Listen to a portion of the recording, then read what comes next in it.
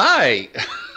Good So, evening, everyone. Thank you good for evening, joining us today at the After Service Podcast with Pastor Joe and me, Pastor Brian. Pastor Brian. Yeah. How is everyone doing tonight? How are you doing? I'm uh, I'm doing good. I didn't even realize when the Olympics began, but I picked it up, and now I've been every time I see curling on, I just start watching curling. I don't really understand it yet, Mm. but there's something kind of calming and strategic that I appreciate about it. Not a lot Mm-hmm. of flash. As much as I enjoy watching things like the snowboarding events and some of those very artistic things. There's something very pure about watching some Midwest, guys who used to hang out in a bar, you know, throwing, with their mullets and everything and trucker hats, which is how they look, going up against these Yeah. glorious, Norwegians with, perfect blonde hair and blue eyes. Mm-hmm. It's just Yeah. interesting juxtaposition, but it's fun to watch. I think I've Vanessa's always li- nice. I've always liked curling. Yeah. Yeah. That was one of the questions I was going to ask you because I really don't have the answer to this question was so what do you look at, think about, read, watch when you're not at work? You Oh, know, yeah. yeah, because you said you did something, you went to this worship thingy, and I'm like, huh, didn't know you were going to do that. So, what other things do you do that I don't know? Not many. You and I are pretty good friends, so most things. If we already have established that if you ask me a question, that I will respond to it to the nth degree. I'm not good at, really. No, small Okay. talk. Yeah. So there are so many things that are going on that I'm always thinking about what I should be doing. Like, in those moments of stillness, what should I be doing? And that's really kind of for me something I need to work on. But that's why I work out. That's why I run, is Mm. because when I'm running, it just leaves this space To just to, think. yeah, there's a part of my brain is spent going, am I dying or not? You know, am I pushing myself hard enough? Am I relaxed? It's kind of focused on that. And the other part is like, what are some things that I need to think about? What are some things I need to process? Mm. The thing with the worship deal, and for people that are Sunday, I discussed this briefly. I just saw an artist on Facebook that I'm who's an acquaintance, throwing out hey, I'm doing this little worship retreat. It's 3 hours. There's small groups, and then it's only $40. I'm like, you know what? It's been a while since I took the time to be ministered to, and that maybe I just need to do this. Mm. And I almost skipped it because I was busy. I'm like, can I really take 3 hours out of the day when I would, because I'm way behind on work. I'm like, no, I need to make this a priority. I really need to make, my spiritual self-care a priority, because it's really easy for that to get dismissed or marginalized. And it's different than just reading the Bible. It's It is. um, it's why we gather together and why small groups are so important is you connect in a way and you have the opportunity to be authentic in a trusted group of people, and I think that's really important. So, well, um, good. that's a long answer. How It's a about long answer, and it didn't have the best ending, but it was good for the time that you were there. For most of those 3 hours, were pretty good.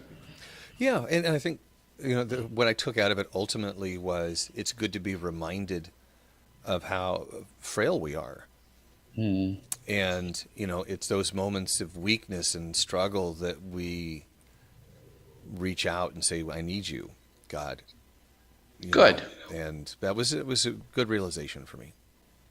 Excellent. So yeah, I was just curious, what kind of things do you read, do you watch? But part of that, for both of us, although it's kind of weirdly, it's starting to change a little bit for me, is when you have kids in middle school and that so much of your time is taken up with them. Practices and homework and all this stuff. It's just, you don't have much free time.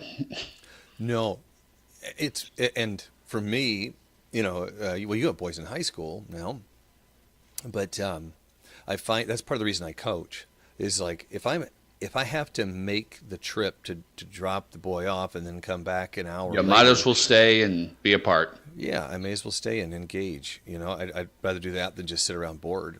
And it's really rewarding to have the opportunity to pour into the lives of young men. Yeah. Yeah. Yep. But how do you make sure you carve out time for yourself? How? Being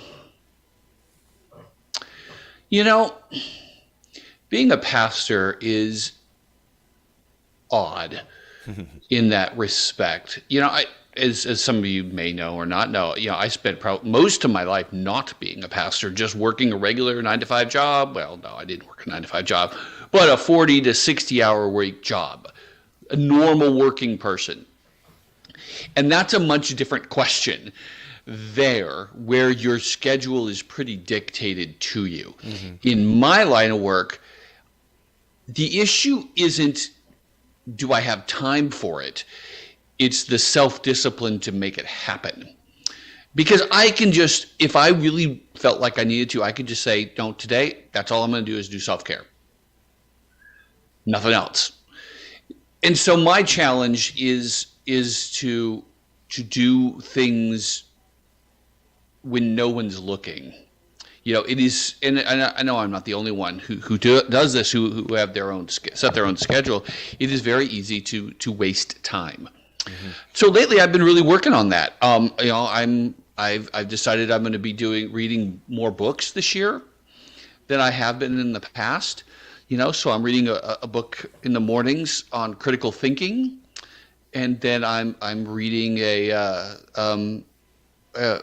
classic great literature book in the evening. Because I can't read critical thinking stuff at night because that's too technical. I need a story at night because I could just spend my nights doing nothing but watching a movie. And while that's good, it's like I can use my time better than just watching a movie every night. So that's kind of how do I make time? It's about just having a disciplined life to make sure I do what I need to do. Yeah. So Structure. I don't know if I answered your question. No, you did. I'm going to grab Milo because he's whining. Just a second. Oh, poor dog. Oh, yeah. Fat dog. No, he's not fat. That's Murphy. Oh, is that Murphy? Yeah, Milo's not fat. He's just poofy. No, but thanks for sharing that. There's always an opportunity to do a little better. And we talked a little bit about that on Sunday, I suppose, when we talked about, how far away are we from Christ? Mm-hmm. We're never going to get there. We're always striving, and there's always an opportunity to learn, grow, improve. And mm-hmm. if you think that you've made it, you are farther away than you thought you were. Much farther away. Yeah. Wow, that is so true. Yeah, I've been listening to some Rich Mullins lately, mm-hmm. and there's one song he had that the title of the song and the main line of the song is, we're not as strong as we think we are. And it's like, yeah, we're not as good, we're not as godly, we're not as much as we think we are. We just aren't. We just aren't. So that's when you're saying that, that's the line that keeps going through my head. Yeah. For me, it's like you're neither as bad nor as good as you think you are. For a lot of people, that's true. I think there's a few people that don't think they're that bad, which blows my mind. You know what I mean? But those are the narcissists, I guess. I don't know. But yeah, you're right. Most people, they're not as bad as you think you are. So, well, I know there are people who really struggle with, I'm not salvageable, let's say. Right, they do. And I think when we talk about hypocrites like you were doing on Sunday, it's people who really think, I think I'm doing pretty good. You know, Mm-hmm. I've got it dialed in, and Yeah. that I'll be honest. Sometimes when things are going well, and I'm not as reflective as I should be, I'll go, I'm doing okay. I'm doing pretty good, Mm-hmm. and then that usually ends up with me like taking a shower, and all of a sudden I'll remember something really awful that I did, you know, 40 years ago or something like that, and I'm just, oh gosh, you know, and it's not like beating ourselves up so much as just occasionally being reminded, you really have a long ways to go, buddy. Yeah. I said two things with that. One was the hypocrite thing is that, when Christians are called hypocrites, I said it's because we don't live up to the moral standards that we espouse that we should all be living. And I said the problem with that is you're only a hypocrite if you don't live up to your message. Well, the problem is the world thinks that the message is be a good person. But that's not the message of Christianity. The message is that Jesus is a good person and we are not. So when we're hypocrites, we're like, yep, that's the message. We're all hypocrites. Join us. Right? Yeah. But that doesn't mean that we want to stay there. We want to improve. And then I talked about the law of the moral commands, and there's so much more I could talk about the law. I didn't say that on there. It is a complicated question that gets into things like, well, why do Christians say, that it's okay to eat bacon, but that you can't have a tattoo? Like, wait a minute here, because those are all law questions, and it's a much deeper subject. I was just focusing on the moral commands. And one of the things I said that comes to what you said is the moral commands can do one of two things: either make you prideful because you look at them and go, I'm doing pretty good, or it can make you desperate for Jesus because you realize how far you've fallen short. And sometimes I think part of that is you see the commands as the standard is actually lower than it actually is, and so you think you're actually pretty good. Does that make sense? Yeah. I don't know. What did you think of that phrase, or was there another phrase that really resonated with you? Well, there were a couple of things that you made me think of Cool Like Jazz, or Blue Like Jazz, which Blue like jazz, yeah. And the whole confessional at Reed College. If you haven't read the book, it's an interesting read. There's some innovative thinking, let's say, in there about faith, and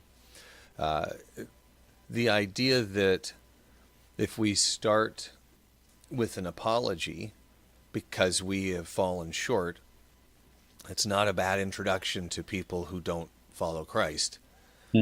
I think, you mentioned, and this kind of takes us into something else you mentioned, which is the idea that the world has this perspective of us as, we're supposed to be good or live a specific. I don't know. I'm not going to put it in words very well, but just the idea that we live this certain way that makes us good, and you could be good too, or right, something along those lines. You could hang out with us, and I think that's accurate. I also think that there's an overlap there where there's a when you are outside of Christianity and people who are of the faith are condemning people outside of it. Right. So that message that's being received by those people is, you're not good, but I am, because I don't have the problem that you have. So we are projecting that on people. Oh, absolutely. Yes. So we're kind of they came to the conclusion. They come to this conclusion of that the message is be a good person because that's what we're saying. Yeah. Yeah. And that's what I really appreciate about the message on Sunday is that should not be our message. Our message should, whether we're speaking to ourselves or other people, shouldn't be, I'm good, or I should be good. It's, I should be desperate for Jesus and recognize that I don't have it figured out. Because, right.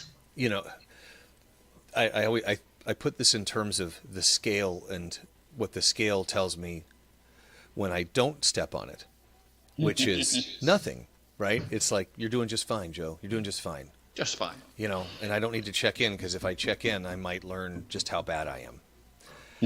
But then I step in, I go, okay, I'm way off.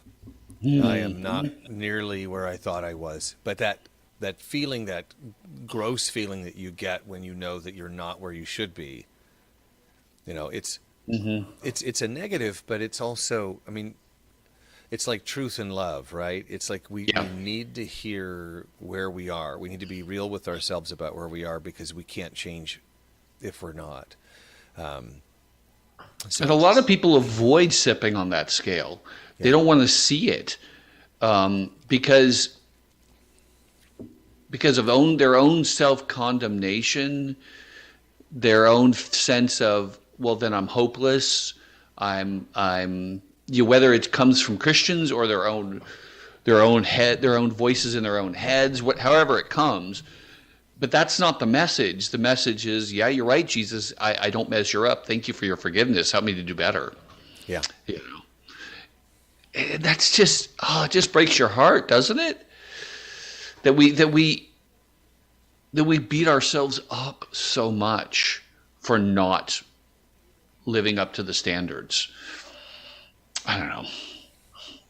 I do. I can tell you that I do, at least. I wonder sometimes how much gray there is between people who are certain that they're not salvageable and people who are certain that they have got it figured out. Oh, that's an interesting point. Yeah. Because I think that I'm in that gray area. I mean, I swing different directions depending on, realistic assessment or, illusions of grandeur. But I wonder if it's a U shape or if it's, that's the a great. opposite. It's an interesting point, and I think there's definitely people on both extremes. I think about the reformer Martin Luther, not Martin Luther King, the reformer. He definitely was on the side of, I am a horrible wretch that doesn't even I don't deserve to even look up to heaven, and that's why the gospel is such a blazing, transformative moment in his life, But here's the thing, and I don't want.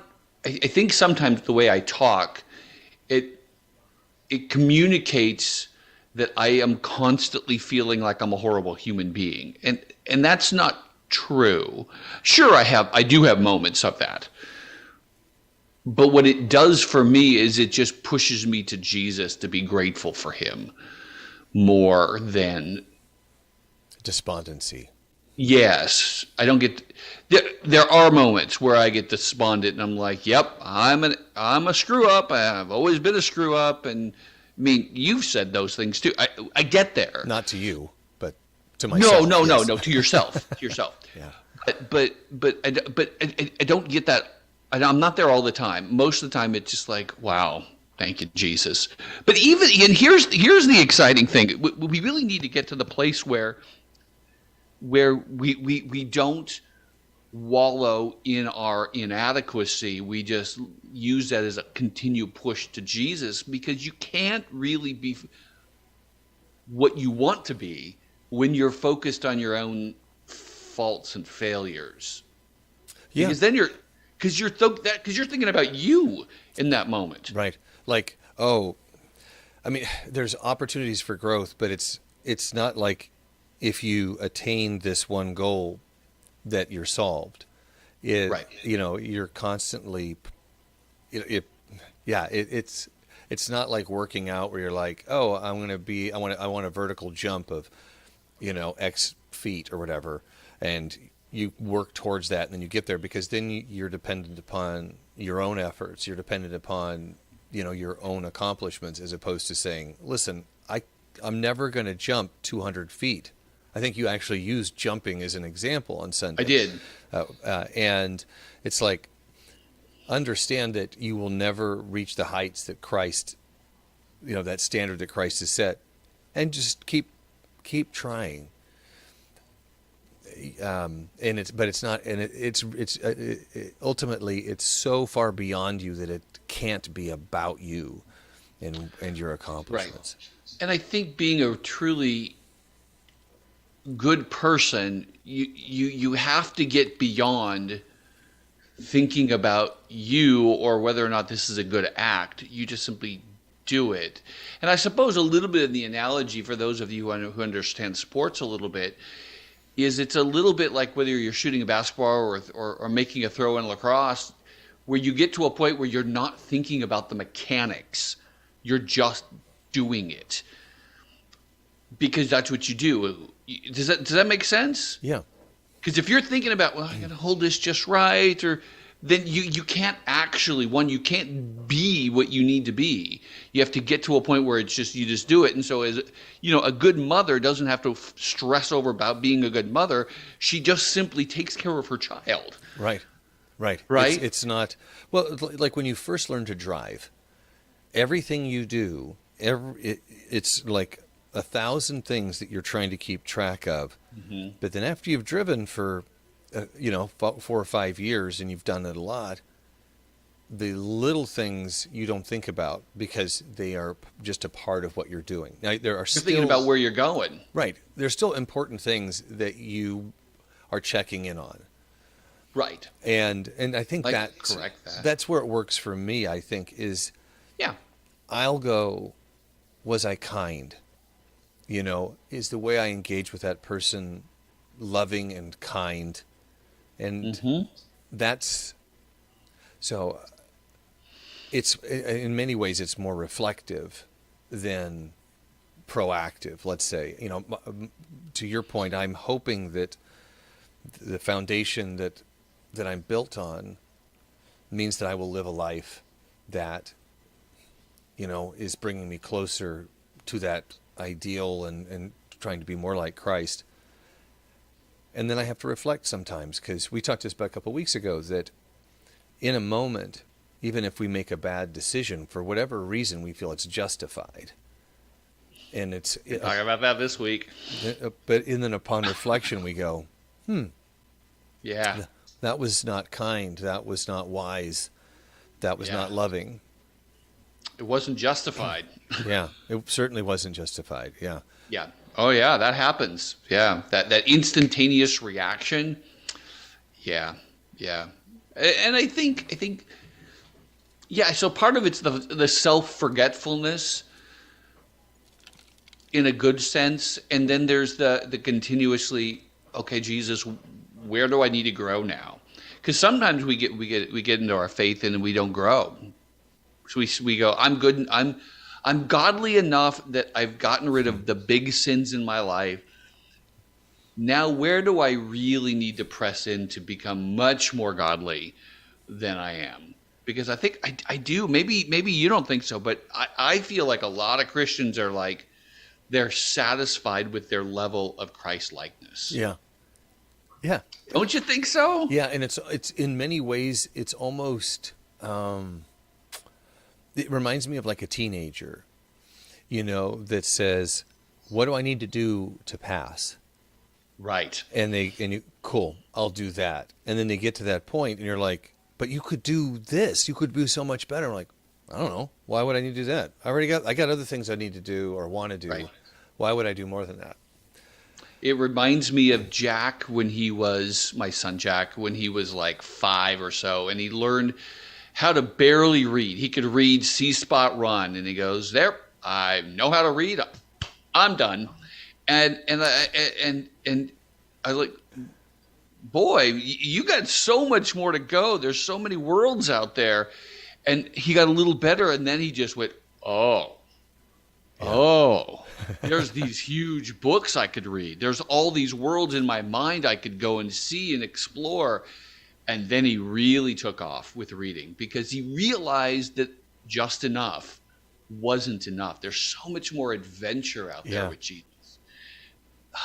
Well, I heard somebody talk about it earlier today in terms of music, in terms of playing an instrument, that Another analogy. Yeah, too many analogies, folks. I'm No, sorry. it's a good thing. But you'll start out and you'll go, I'm never going to figure this out. And then you learn a few things. You go, okay, cool. I'm doing pretty good. And then you learn just enough to go, oh, I don't know anything. And then you reach that wall and you have to make a decision. Am I going to take it to the next level? Am I going to put in what it takes to get to this level? Because when you get to that level, there are rewards there. And then you go there and then you realize, like, hey, this feels pretty good. I'm doing pretty good. And then if you're there long enough, you go, but I don't really know it that well. And here's the next wall I've got to scale. Mm-hmm. And then you go up and then you get there and you go, oh, this is amazing. I think about that with like Bible study. It's like, oh, so you read through the Bible. Cool. You read the whole thing. So what's next? Where do you want to go now? And the rewards that are there and you invest in that are incredible. But there's always another tier to go up, and the rewards are amazing, but there's a lot of work to get there. Two thoughts with that. One, which is you're describing the Donorkrueger effect, which you know that not Dunder right? Mifflin, but yeah.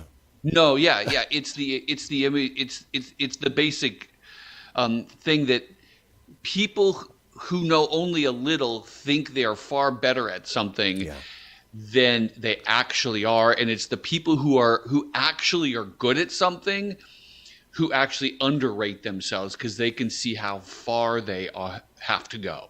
Right. And it's a standard thing, whether we're talking about any skill, any subject.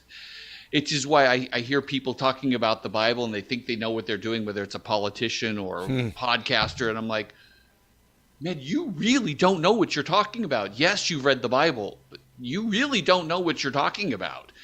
Right. So that's the first thought. The other one was, this is what the parables are all about, is that he's like, I'll give you the meaning, and it's great. You can get a little bit of meaning, but there's so much richer meaning if you want it.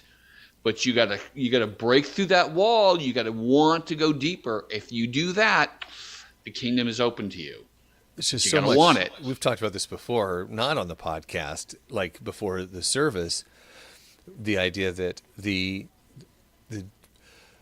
God is so obviously astoundingly genius that the parables meet us where we are.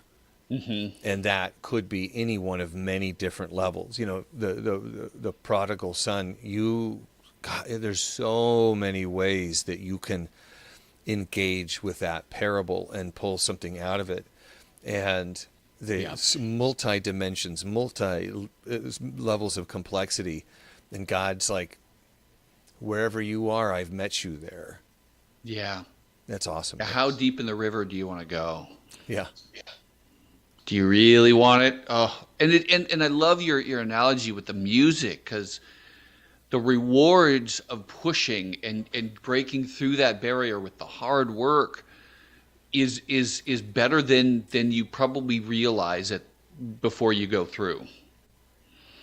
But it's there. Yeah. And whether we're talking about knowing Jesus or we're talking about being a godly person, and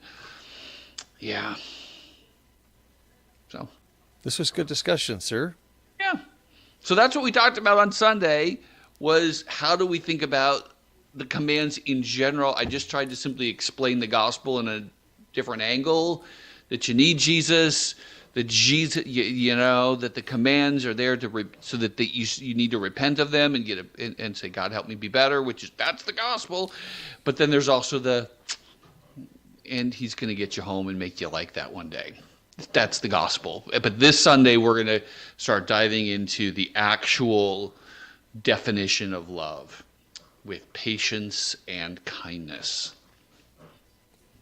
It's fun. It is. I'm looking forward to it. One of my favorite series, and I appreciate it. So, time for dinner. Thanks, Joe. Thanks for joining us, everybody. I know that was short, but it went fast. It wasn't short. It was a normal duration. I know, but yeah. It goes I think fast. about people like Joe Rogan who do 4 hours. How does he do a 4-hour podcast?